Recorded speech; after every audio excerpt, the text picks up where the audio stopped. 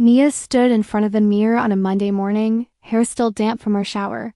She whispered to her reflection, almost without noticing, "I look so tired. I'm such a mess." It was not the first time she had said it. In fact, it had become her morning ritual, more consistent than breakfast, more automatic than brushing her teeth.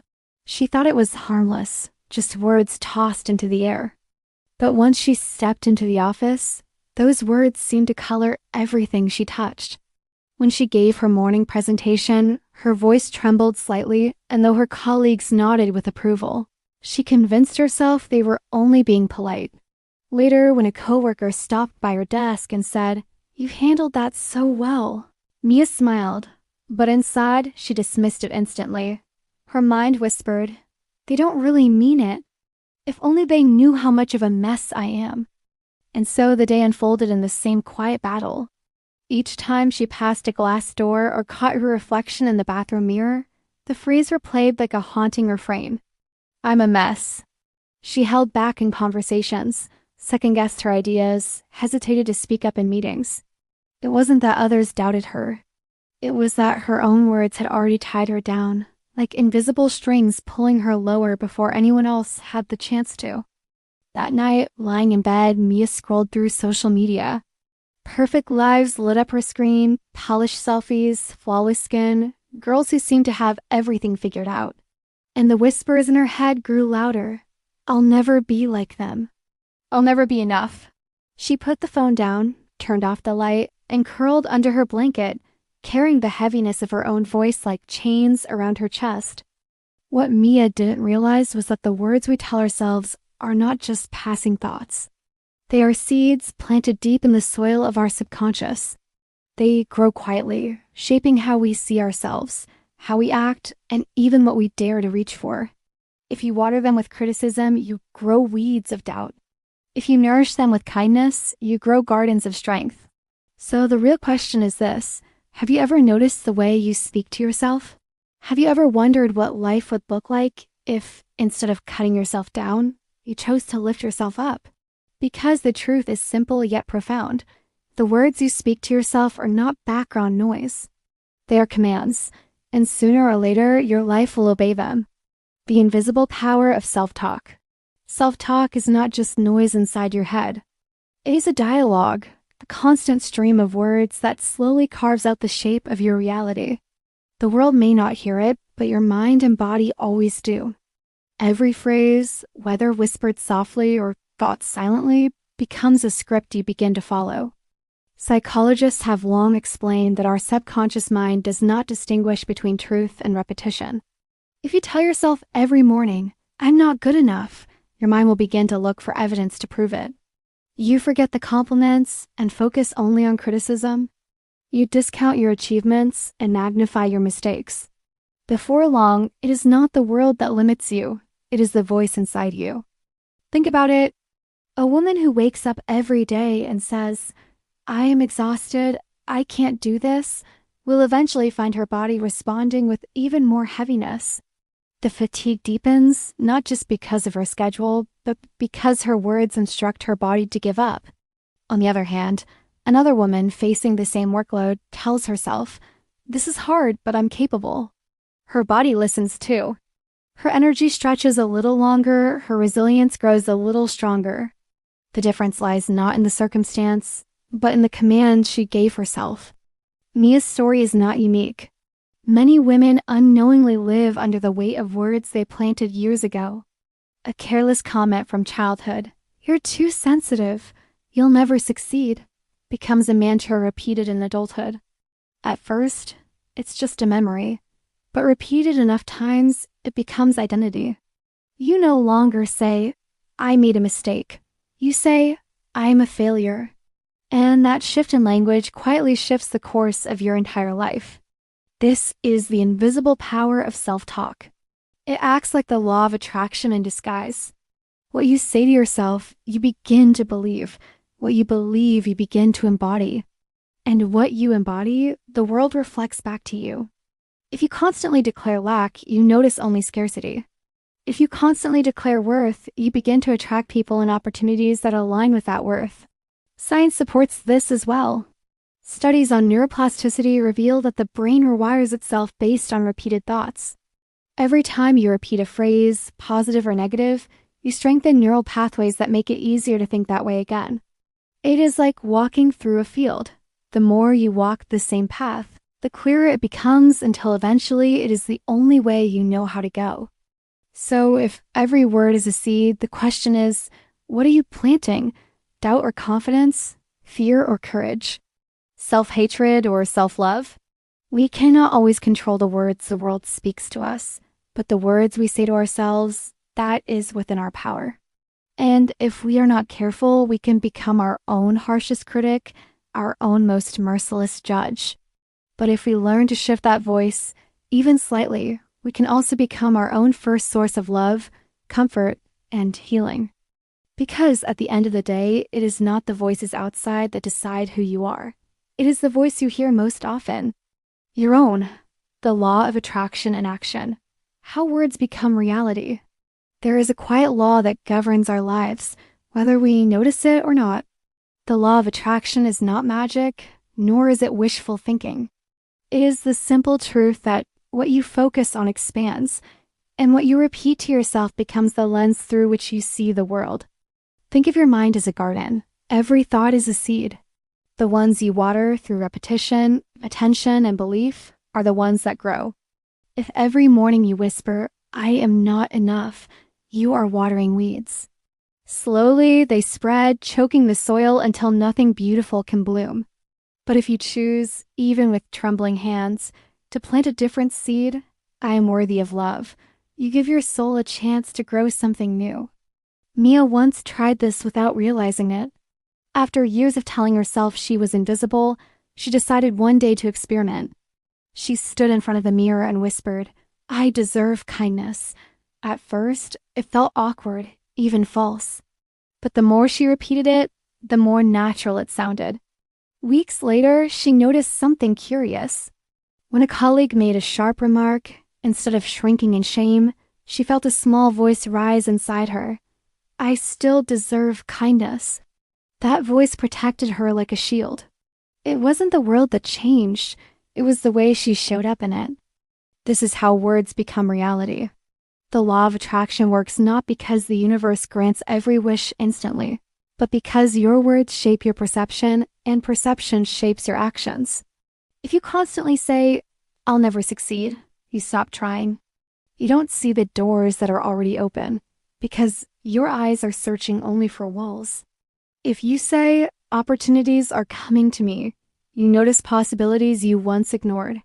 You knock on doors you would have been too afraid to approach. And slowly, life begins to respond. Science echoes this wisdom. Psychologists call it the self-fulfilling prophecy. Your expectations influence your behavior, which then influences the outcome. If you expect rejection, you carry yourself hesitantly and people may overlook you. If you expect acceptance, you speak with more warmth, and others are drawn to your confidence. The cycle begins with words, but it ends with reality. Imagine two women walking into the same room. The first tells herself, "No one will notice me." She enters quietly, avoids eye contact, and leaves convinced she was right. The second tells herself, "I belong here." She smiles, engages in conversation, and leaves with new connections. Same room, different words, different lives. This is the heart of the law of attraction. Not that you summon miracles by speaking them into the air, but that your inner dialogue prepares you to meet life in a way that invites those miracles in. Of course, it is not always easy. Negative self-talk can feel like a language we learn too early and too well. Changing it requires patience. At first, saying, "I'm enough," may feel like lying, but repetition rewires the brain. Each affirmation carves a new path, and with time, that path becomes easier to walk than the old one.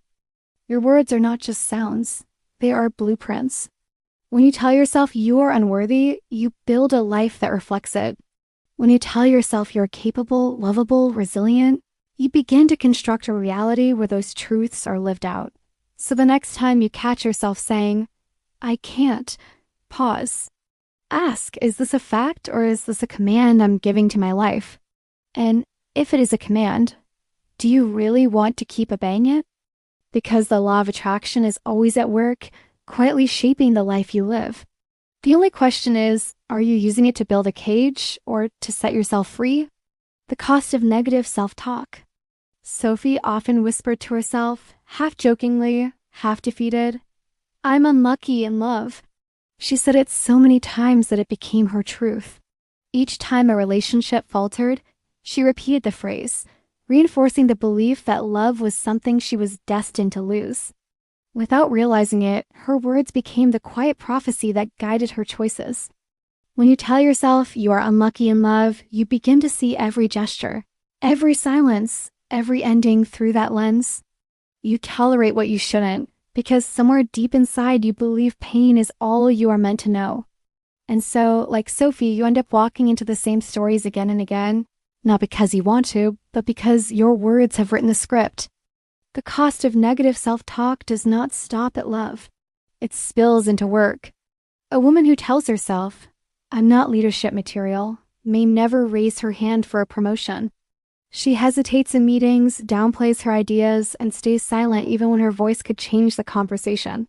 Opportunities pass her by, not because she lacks talent, but because her words have convinced her she does. In relationships, negative self-talk becomes a filter that distorts what you deserve.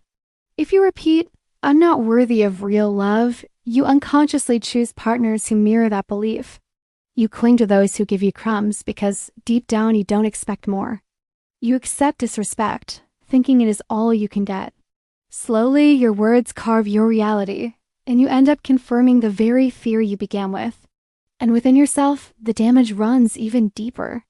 The mind that constantly whispers, "I'm not enough," creates a body that cannot rest. Stress tightens your chest, anxiety steals your sleep, burnout arrives quietly and relentlessly. You wake up tired, you work through fog, you go to bed with thoughts that will not let you go. Negative self-talk is not harmless. It is a slow poison eroding both your spirit and your health. The tragedy is that so many women carry these words without ever questioning them. "I'm unlucky. I'm unworthy. I'm not enough." They sound like facts, when in truth they are wounds disguised as truths. And the longer you repeat them, the deeper they cut. Words can be knives or wings. The ones you speak to yourself can either slice through your confidence, leaving you bleeding in silence, or lift you above the patterns that once trapped you. Every sentence you whisper inward is not just a reflection of your mood. It is a command to your life. The question is, are you commanding yourself to fall or to fly? How to transform your self-talk. Changing the way you speak to yourself is not about sugarcoating reality or pretending that life is flawless. It is about recognizing that the voice inside your head is the one companion you will carry for a lifetime, and how you choose to let it speak determines the way you walk through this world. Think about it. If you constantly tell yourself that you are unworthy, your heart will begin to shrink. If you whisper to yourself that you are resilient, your courage will begin to grow. Words are not neutral. They are seeds, and your mind is the soil where they take root. What you repeat becomes what you believe, and what you believe becomes the path you choose. So when we talk about transforming self-talk, it is not some abstract concept of thinking positive. It is a daily practice of meeting yourself with honesty and kindness, of refusing to let harshness be the only language you know. Words can chain you down, yes, but they can also set you free. They can cut like knives, or they can unfold like wings. The choice is yours. Here are 5 gentle steps to begin transforming your self-talk. Step 1, awareness, recognizing what you tell yourself. The very first step toward changing your self-talk is awareness. You cannot heal what you refuse to see, and you cannot change what you do not notice. For many women, negative self-talk has become so familiar that it feels invisible, like background noise. It whispers in the pauses between conversations, in the mirror when you wake up, in the silence before you fall asleep. And because it has been with you for so long, you start mistaking it for truth. Awareness is about pausing and listening to the words you speak to yourself every single day. Do you notice how often you say, "I'm so stupid," when you make a small mistake? Or how quickly, "I'm not good enough," slips out in your thoughts before a meeting or a date? These sentences may seem harmless in the moment, but repeated often enough, they sink deep into your subconscious and quietly dictate how you move through the world. Mia, a young woman I once spoke with, shared how her mornings used to begin with a ritual of criticism. Standing in front of the mirror, instead of seeing a woman with resilience and grace, she would only notice the flaws. My skin looks terrible today. My body is too big. I'll never look like her. Without realizing it, she started every day with a story that told her she was less than others. No wonder she carried that heaviness into her work, her relationships, her sense of self. To practice awareness, try this simple exercise. Carry a notebook with you for one day and write down the things you silently say to yourself. Do not judge them. Just record them. At the end of the day, read through the list. You may be surprised to see how often your inner voice chooses cruelty over kindness. Awareness turns what is unconscious into conscious, and that is the moment you begin to take your power back. Because here is the truth. Thoughts are seeds. Left unexamined, they grow wild and unruly, choking the garden of your life. But when you notice them, when you name them, you hold the choice of whether to let them take root or to plant something new. Awareness is the light that reveals what has been hidden. And once you see it clearly, you can never be the same again. Step 2. Challenge the lies, asking, is this really true? Awareness shows you the words you've been speaking to yourself, but the next step is to hold them up to the light and ask, is this really true? For so long, many of us accept our inner voice as fact. We repeat phrases like, I'm a failure, I'll never be loved, I'm not smart enough, until they feel carved into our bones. But the truth is, most of these words are not truths at all. They are lies we have inherited from past wounds, careless comments, or moments of fear. Mia remembers the first time she challenged her own inner script. She had just lost a presentation at work, and the voice in her head screamed, see? You'll never be good at this. You're not leadership material. But instead of letting the sentence settle, she paused and asked herself a quiet question. Is this really true? She thought of the dozens of times she had spoken with confidence, the projects she had completed, the colleagues who had trusted her. Slowly, the certainty of the inner voice began to unravel. Psychologists often remind us that the human brain has a negativity bias, meaning it remembers failures more vividly than successes. This is why one rejection can overshadow 10 achievements. When you challenge your inner voice, you are rebalancing the scale, reminding yourself that one moment does not define your entire story. Try this. Each time you notice a harsh statement in your self-talk, write it down. Then, next to it, write evidence for and against it. For example, I'm a failure might have evidence like, I didn't get the promotion this time. But on the other side, you may write, I completed 3 major projects. My boss praised my teamwork. I've overcome challenges before. When you lay it out this way, you often find that the voice of failure is louder than it is true. Challenging the lies does not mean pretending everything is perfect. It means refusing to give power to distortions. It is the courage to speak back to the echo of your fears and remind yourself of reality. Because every time you ask, is this really true? You loosen the grip of the lie and you give truth the space to breathe. Step 3. Replace with gentle truths, choosing words that heal. Once you've named your self-talk and challenged the lies, the next step is to gently replace them. Because silence is not enough. If you only strip away the harsh words, but never plant kinder ones, the old weeds will grow back. Your mind, like a garden, needs words that nurture it every day. Gentle truths are not grand declarations meant to impress the world. They are quiet affirmations that feel honest, tender, and believable. For example, when Mia caught herself whispering, I can't do this, she didn't swing to the other extreme of saying, I am the best in the world. Instead, she softened the sentence into, I'm learning how to do this. It was small, yet it carried truth. She was learning step by step, and that truth gave her permission to keep trying instead of giving up. The key is to choose words that feel like they belong to you, not like slogans borrowed from someone else's poster. If you tell yourself something that feels fake, your mind will resist it. But if the words are gentle enough to be believed, they will sink quietly into your subconscious, like seeds waiting to grow. Think of a friend you love who is struggling. You would never tell her you're worthless or you'll always fail. You would say, I know it's hard, but you're stronger than you think. You're allowed to try again. Now imagine speaking to yourself with that same compassion.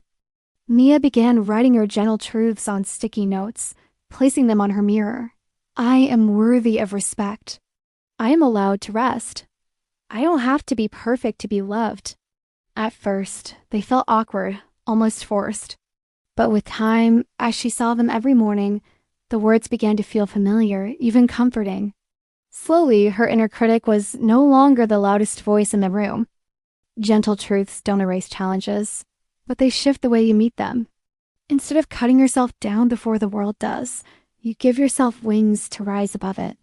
And that is how transformation begins, not in shouting positive words you don't believe, but in softly replacing the lies with truths kind enough to stay. Step 4. Daily affirmations, planting seeds every morning. There is a reason mornings are sacred.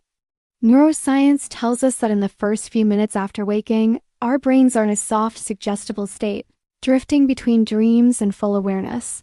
The words we choose to feed ourselves in that fragile window can shape the tone of our entire day. That is why daily affirmations matter. They are not about chanting grand promises, but about planting gentle seeds before the world has a chance to overwhelm you. For Mia, mornings used to begin with a rush of self-criticism. The alarm would ring and her first thought was, I'm already behind. By the time she brushed her teeth, she had convinced herself she wasn't enough. When she started practicing affirmations, the difference was quiet but profound. Instead of letting her old thoughts run unchecked, she whispered new ones into the silence.